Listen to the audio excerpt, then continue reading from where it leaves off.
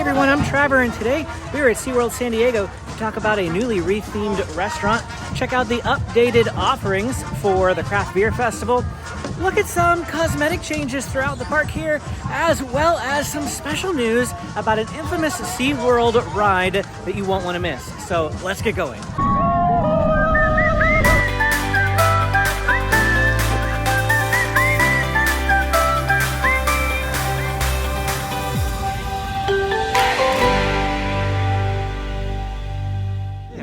Our first order of business is to come out to check out the all-new Chicken Snack Shack, which is kind of a mouthful. It replaced a Big Birds Bistro.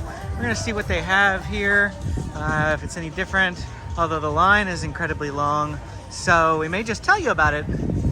Big Birds Bistro used to be where you could get some funnel cake as well as some Dole Whips. Now they still have soft serve here and the pineapple flavor, but they have gotten rid of funnel cakes. Now they just have funnel fries. In addition to those slight changes on the menu, they also now have a chicken sandwich here and like waffle fries, fresh fruit, those sorts of things that you would expect from a regular restaurant. It used to just be like a dessert type of place. Now you actually can get food here aside from desserty type things, but they have gotten rid of their funnel cakes. It is now just funnel fries. You still can, however, get Dole Whips here at the Chicken Snack Shack. So my question is, why did they change the name? Well, it's right next to Sesame Street Bay of Play, so you would think that Big Bird's Bistro would be a perfect thing to keep, considering it's like right next to all of this. This is entirely theory right now. We are moving through the realm of reality and going to what we're thinking might be going through SeaWorld's mind. And wow, there's just a lot of people here today. Sorry guys, we're trying to walk and talk at the same time and it's not working out very well. My theory is possibly people are confused by the Sesame Street Bay of Play and the all-new Sesame Place.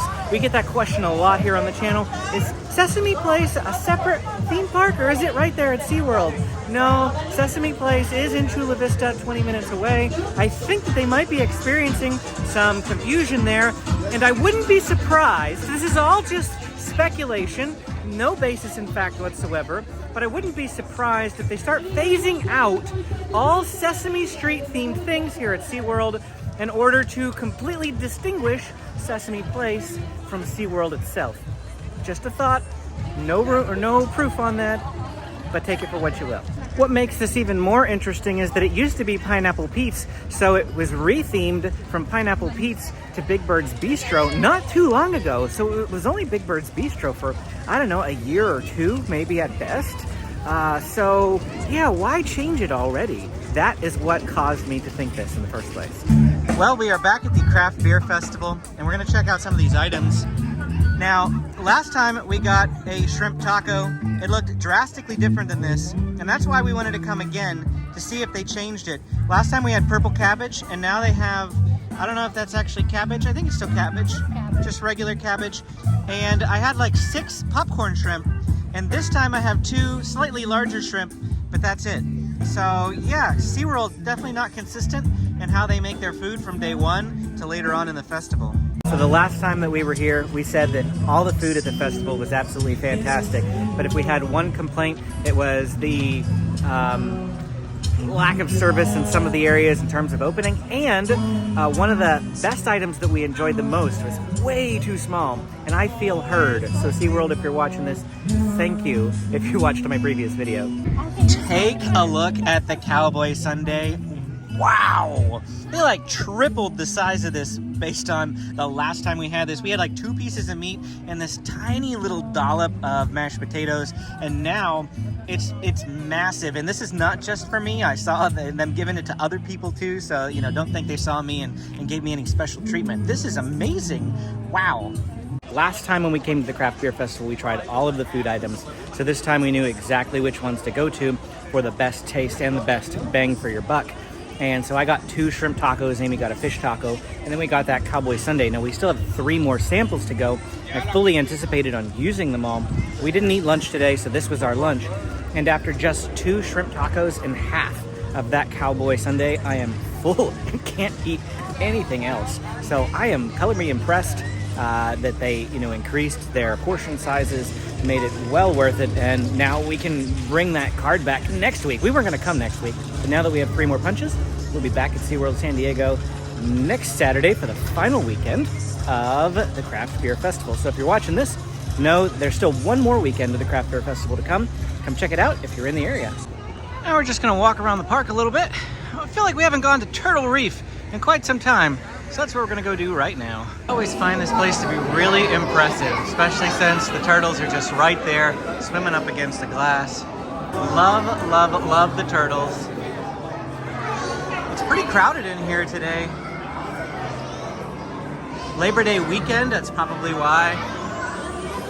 Not gonna get as close to these turtles as I would like, but I can still enjoy them from a distance. Ooh, this area though is pretty open.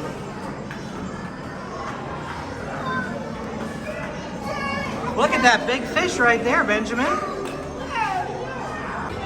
Benjamin just pointed out there was a turtle up here. That's pretty cool.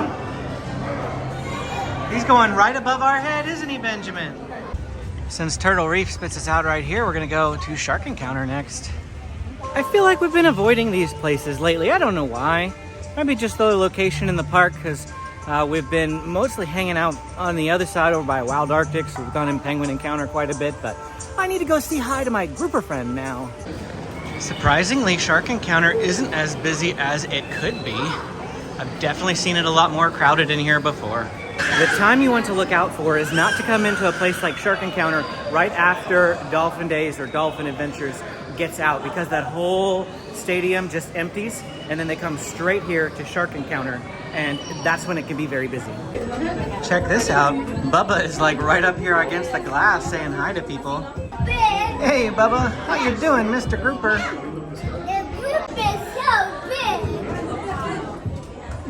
Oh, big. Shark!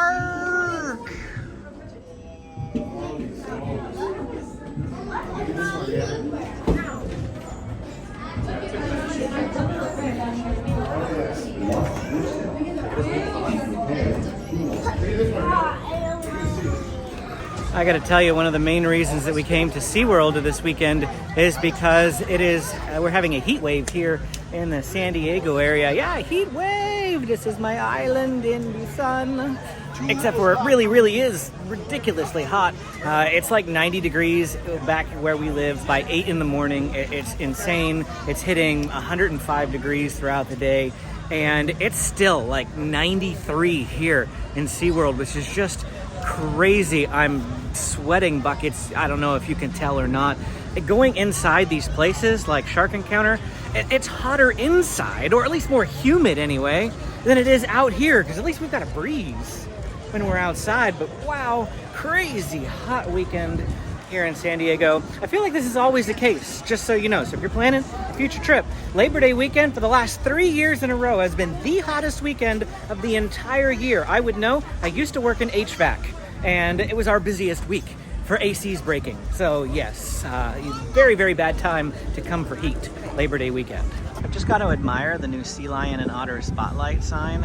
SeaWorld has been updating their signage throughout the park. This is the first time I've seen this, and wow, is it gorgeous. Good job, SeaWorld.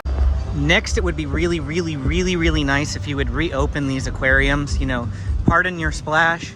You're making waves for your next new project. Yeah, that wall has been there for the last like 4 years. I would like you to do something, you know. Bring back the piranhas over by the Starfish Touch Pool area. I loved going in there and watching the piranhas. That too, that aquarium has been closed for quite some time. I would love for it to open. What is this? I don't think I've ever noticed it before. Is this like some sort of octopus holding a lemon? It's very random. Oh, now here's more. And now it makes more sense. Yes, this must be for Spooktacular, which is coming up. It'll be 2 weekends from now, 2 weeks. Halloween Spooktacular starts at SeaWorld. You'd better believe we'll be covering it. So hit the like and subscribe button if you want to see what goes on here at Spooktacular. There it is. There's the sign, right? Ooh, I really like this one. This one's a big Reese's peanut butter cup. That's pretty great. It is back from the dead. Tidal Twister. I see people in line. Tidal Twister is open again. Better ride it while you can. It'll be broken again in 2 weeks. Pretty much guaranteed. Long lines abound for Shipwreck Rapids today. No surprise with how hot it is. Wow. We got the Marine Brass Band playing over here too, 3:30 and 5 o'clock.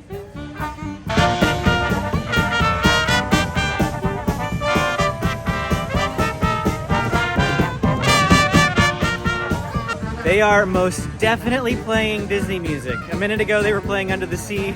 Now they're playing, wow, I forget the name of the song, but it's from Jungle Book. And yeah, I'm not sure Disney would appreciate that going on at SeaWorld, but it's not a SeaWorld band, it's a Marine Brass Band, so it's probably just the music that they, you know, oh look, now they're playing the Star Wars Cantina music.